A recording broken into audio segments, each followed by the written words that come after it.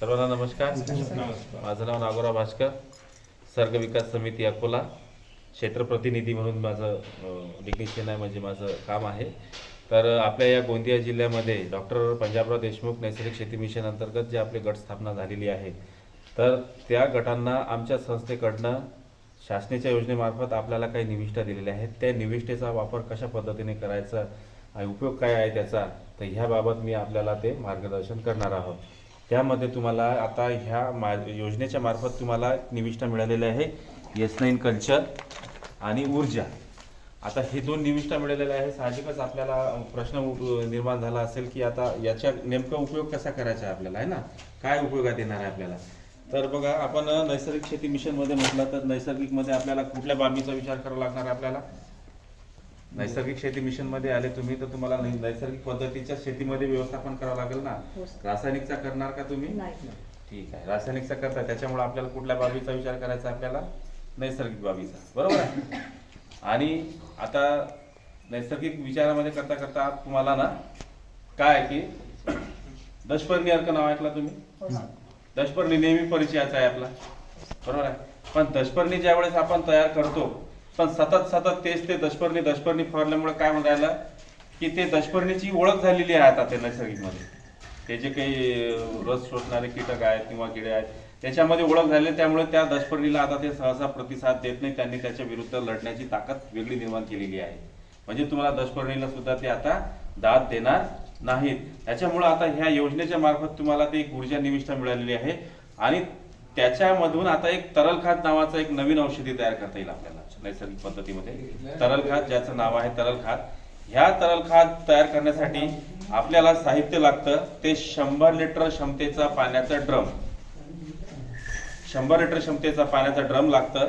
त्याच्यानंतर लागतं आपल्याला 50 लिटर पाणी, 5 लिटर देशी गाईचं ताजं शेण, 10 लिटर गोमूत्र, 5 किलो कडुलिंबाचा पाला, 5 किलो सुबाबूळ पाला, 2 किलो रुईचा पाला, 2 किलो सीताफळाचा पाला आणि 2 किलो टणटणी म्हणजे कांदेरीचा पाला इत्यादी साहित्य गोळा करून आपण तरल खाद तयार करता येतं. आता याची तरल खादाची कृती कशी करायची आहे, तर ते आता एक इथे या आणि मग मी तुम्हाला प्रत्यक्षात करून सांगतो. एक व्यक्ती या आणि सांगतो कशा पद्धतीने करतो. याची कृती काय करायची आपल्याला.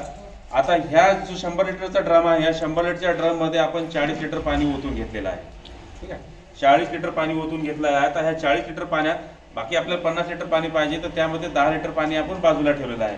तर काय करायचं आहे, हे बघा, हे 5 किलो जो शेण आहे, ह्या शेणामध्ये आपल्याला हे S9 कल्चर, हे बहुउपयोगी पॉलिकल्चर आहे. याच्यामध्ये सगळ्या प्रकारचे जीवाणू आहेत.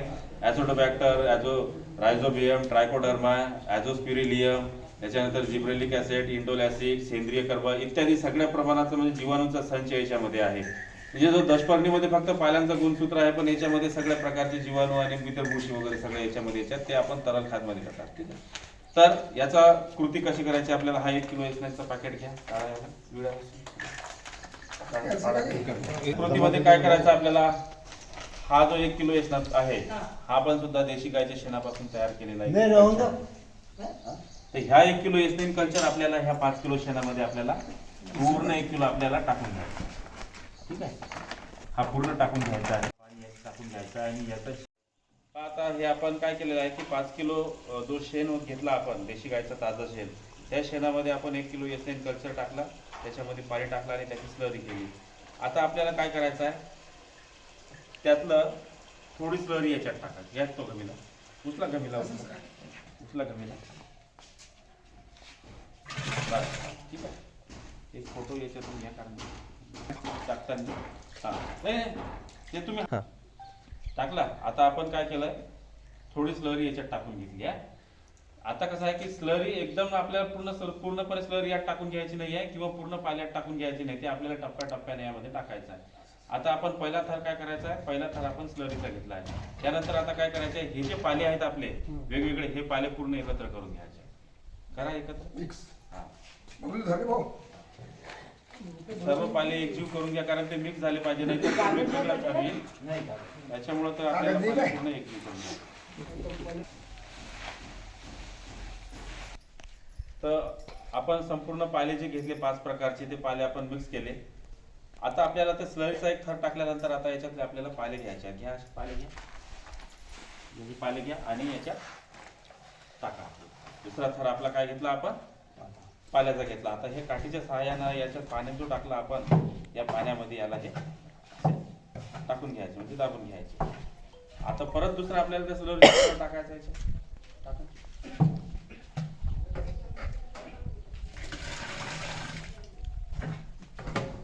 परत पाले टाका, थोडे थोडे टाका, टाका स्लरी.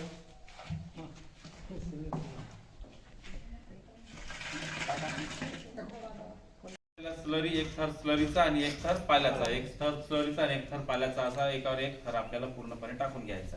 टाका ते पानं टाका.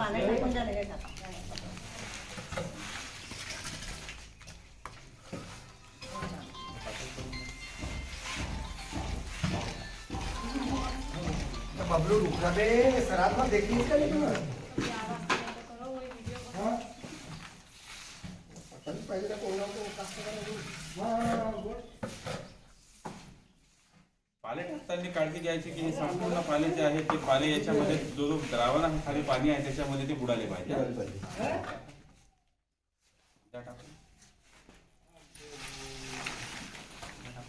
ये मुन्ना जो सुल्तान सोल्जर मिले के फोटो बना दीजिए.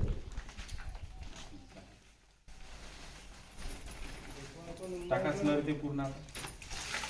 आता अशा पद्धतीने आपण पाले आणि शेणाची जी स्लरी केली एथेनॉल कल्चर मिसळून ते पूर्णपणे आपण याच्यात टाकून घेऊ. ठीक आहे. आता हे टाकून घेतल्यानंतर आपल्याला जो 10 लिटर गोमूत्र घेतलेला आहे, हा 10 लिटरचा गोमूत्र आपल्याला सर्वात शेवटी यामध्ये ओतून टाका.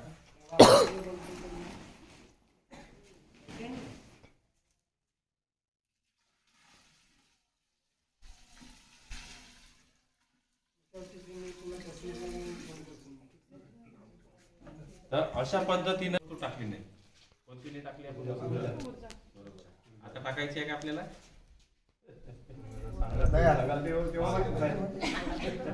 आता आपण सगळं पाले गोमूत्र हे सगळं स्लरी सगळं मिक्स करून टाकलं. आज रोजी आपल्याला ऊर्जा टाकायची नाही. ऊर्जाचा उपयोग आला आपल्याला आज रोजी आपण हे सगळं पाले वगैरे मिक्स केले. इथून 6व्या दिवशी आपल्याला ह्या ऊर्जाचा जो आहे, हा ऊर्जाचा जे नेटल ग्रास म्हणतात, याला भिक्षू घास म्हणतात. याच्यामध्ये कीट प्रतिरोधक म्हणून फॉर्मिक ऍसिड आहे. तो फॉर्मिक ऍसिड म्हणजे तो जे कीटक असतात त्या कीटाला परावर्तित करण्याचं काम करतं. सोबतच याच्यामध्ये सूक्ष्म अन्नद्रव्य मॅग्नेशियम, कॅल्शियम आणि बोरॉन असे सूक्ष्म अन्नद्रव्य याच्यामध्ये घटक आढळलेले आहेत. म्हणजे हा जो तरल खाद आहे, हा तरल खाद दुहेरी काम करतं. एक म्हणजे कीटरोधक आणि दुसरा म्हणजे पीक वर्धक. याच्यावरती लिहिलेलं आहे. पौधवर्धक म्हणजे काय करतं की त्याला पोषणासाठी ज्या काही आवश्यक घटक असतात ते घटक सुद्धा याच्या तरल खाद्याच्या माध्यमातून त्या पौद्याला मिळतात. म्हणून हे दुहेरी काम करणारं असं तरल खाद आहे.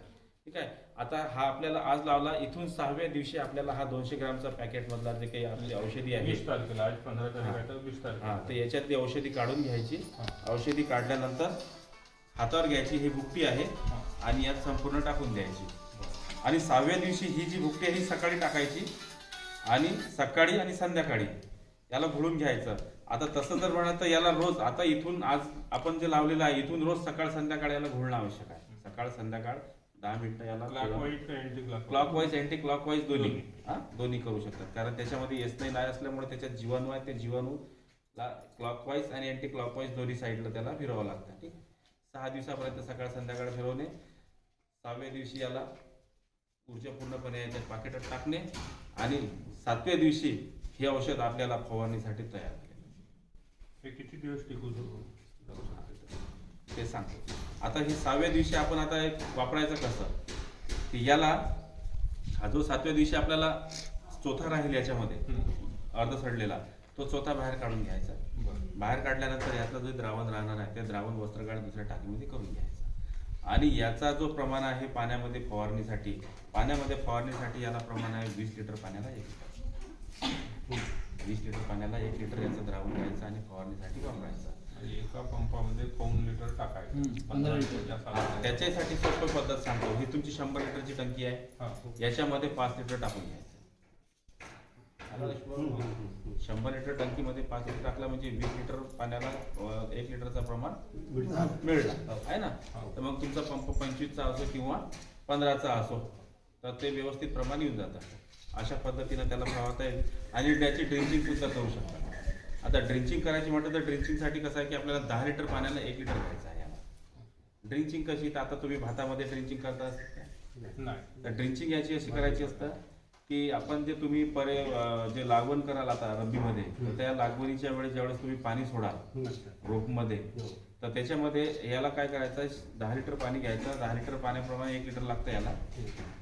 तुमचे आता हे 100 आहे तर 100ला किती 10 लिटर लागणार आहे बरोबर आहे. तर याच्यात 10 लिटर टाकून ते आपल्याला ते ड्रिंचिंग करू शकता. म्हणजे त्याला 100चं तुम्ही 200 पण करू शकता. 200 मध्ये सुद्धा त्याला करू शकता म्हणजे डायल्यूट करू शकता तुम्ही त्याला. ह्याची ड्रिंचिंग आणि तरल खात ह्याची रोप लावणीनंतर 10व्या दिवसांनी फवारणी करायची. नवीन आता नाही आहे पण नवीन ज्यावेळेस रब्बीचं नियोजन कराल त्यावेळेस तुम्ही याची रोप लावणीनंतर 10 दिवसांनी पहिली फवारणी काढायची आणि 10 ते 12 दिवसांनी दुसरी फवारणी काढायची. पुढच्या 20 ते 22 दिवसांनी. हा आवश्यक असल्यास तिसरी फवारणी काढायची नाही तर करायची काही आवश्यकता नाही. आता तशी तिसरी जरी फवारणी काढली तरी चालतं कारण हे पीक वर्धक आहे. पौधवर्धक असल्यामुळे याच्या आपण किती जरी फवारण्या काढल्या तरी पिकाला पोषकच तत्व याच्यातून मिळतील आणि किती तिसरी जरी फवारणी काढली तरी पिकाला याच्यापासून संरक्षण मिळणार आहे. म्हणजे जे रस चोषक म्हणजे जे सकिंग पेस्ट आहे त्या सकिंग पेस्टला त्यात ते येऊ देणार नाही किंवा थ्रिप्स जे आहेत ते त्याच्यावरती येऊ देणार नाही. त्याला रिपेलेंट करणार म्हणजे जेवढा आपण याला प्रोटेक्ट करू तेवढा आपला पौध पण तेवढा पीक पण आपलं संरक्षण राहणार आहे. अशा पद्धतीचं हे दुहेरी काम करतात. आता याची टिकवण क्षमता जी आहे आता 7व्या दिवशी आपण वस्त्रगाळ केल्यानंतर जे औषध राहतं तर ते 2 महिन्यापर्यंत आपण कधीही वापरू शकतो. 2 महिन्यापर्यंत साधारणतः कालावधी डिसेंबर ते जानेवारी रोप लावण्याचा रब्बीचा आपल्याला 3 महिन्याचा कालावधी होईल. तर तो त्यावेळेस त्यावेळेस काय करायचं आता तुम्ही स्टोअर केला ना आता तयार केला तरी याची टिकवण क्षमता तशी 6 महिन्यापर्यंत आहे. पण एक्झिट जास्तीत जास्त जे काही समजा याचा प्रभाव असतो ते 60 दिवसापर्यंत जास्त प्रभाव असतो. तर त्या 60 दिवसापर्यंत मग चांगला प्रभाव येतो. त्याच्यानंतर हे हळूहळू त्याची जी गुणवत्ता आहे ती कमी होत जाते. टाइम होत जातं कारण ते डिकम्पोज व्हायला सुरुवात होतो पुढे. म्हणजे औषधी कारण याच्यामध्ये पाले टाकलेले आहेत शेण आहे गोमूत्र आहे त्याच्यामुळे ते 2 महिन्यानंतर कंपोस्टिंग कडे वळते. ती नैसर्गिक प्रक्रिया आहे. तर त्याला आपण वस्त्रगाळ केल्यानंतर ते 6 महिन्यापर्यंत टिकतं पण आम्ही 2 महिने याला चांगल्या व्यवस्थित त्याला परिणाम दिसतात. याचा हे विषमुक्त आहे याच्यापासून कुठलाही धोका नाही. हे कुठल्याही आपण पिकावरती फवारू शकतो आणि कुठल्याही पिकाच्या कुठल्याही अवस्थेला आपण याला फवारणी करू शकतो. सगळ्या पिकाला कुठल्याही अवस्थेत कधीही पण याला फवारणी करू शकतो. याने काही धोका नाही आहे. जे रासायनिक मध्ये सांगितलं जातं की एवढं मिली माडा तेवढं फक्त याच्यामध्ये प्रमाण आहे की 20 लिटरला 1 लिटर एवढं प्रमाण लक्षात ठेवायचं आणि पिकाच्या कुठल्या अवस्थेत कुठल्याही पिकाला कधीही अशा पद्धतीने हे तरल खात आपण बनवा. पद्धतीनं तरल खात बनवा आणि विषमुक्त अन्नाची निर्मिती आपल्यापासून सुरुवात करा. विषमुक्त अन्न आपल्या शेतातून आपल्या घरात आणा, घरातून आपल्या ताटात आणा, ताटातून आपल्या पोटात घ्या आणि आपलं आरोग्य सुधारा. बस एवढीच यामधून संकल्पना आहे.